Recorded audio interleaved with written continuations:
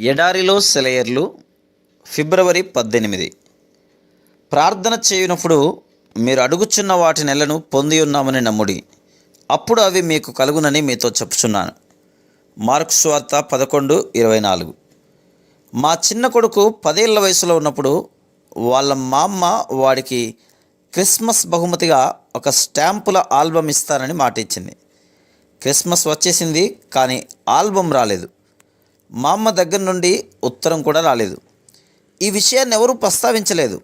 వాడి స్నేహితులు వాడి క్రిస్మస్ బహుమతుల్ని చూడడానికి వచ్చారు.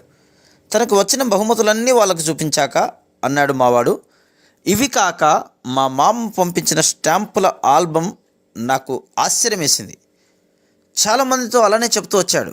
ఒకసారి వాడిని పిలిచి అడిగాను, జార్జ్, మా అమ్మగారు నీకు ఆల్బమ్ పంపించలేదు కదా, ఉందని ఎందుకు చెబుతున్నావు? జార్జి నా వంక విచిత్రంగా చూశాడు. అసలు ఆ ప్రశ్న అడగవలసిన అవసరం ఏమొచ్చిందన్నట్టు ప్రశ్నార్థకంగా మొహం పెట్టి అన్నాడు, అదేమిటమ్మా, మా అమ్మగారు పంపుతానని చెప్పిందిగా, చెప్తే పంపినట్టే. వాడి విశ్వాసాన్ని వమ్ము చేసే మాట ఏమీ అనడానికి నాకు నోరు రాలేదు. 1 నెల గడిచిపోయింది, ఆల్బమ్ జాడలేదు. చివరికి ఒక రోజున జార్జి విశ్వాసం ఎలా ఉందో చూద్దామని కొంత నిజంగానే ఆల్బమ్ ఎందుకు రాలేదా అనే సంశయంతో కొంత వాడిని పిలిచాను.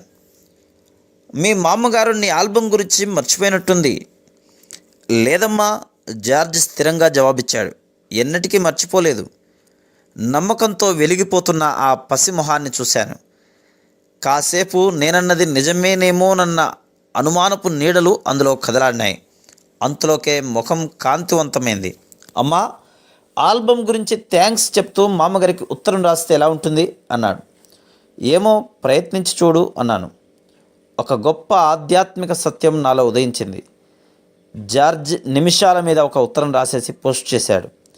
ఈల వేసుకుంటూ మామగారి మీద తనకున్న విశ్వాసంతో తేలిక హృదయంతో వెళ్ళిపోయాడు.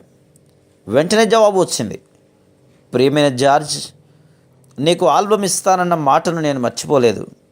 నువ్వు అడిగిన ఆల్బమ్ గురించి ప్రయత్నించాను, నీకు కావలసింది దొరకలేదు.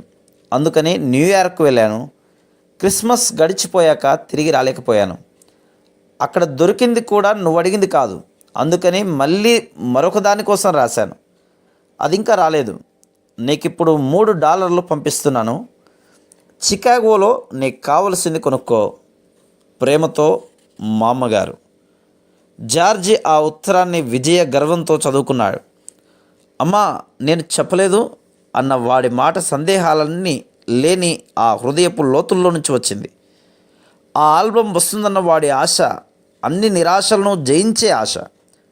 జార్జి నమ్మకంతో కనిపెడుతున్నంతసేపు మా అమ్మగారు దానికోసం పనిచేస్తూనే ఉంది.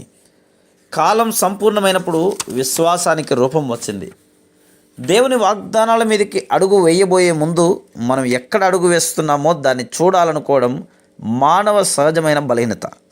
కానీ యేసు ప్రభువు తోమాకి, అతని తర్వాత వచ్చిన ఎంతోమంది నమ్మకం లేని వారికి చెప్పాడు, చూచి నమ్మిన వారి కంటే చూడక నమ్మిన వారు ధన్యులు. Praise the lord.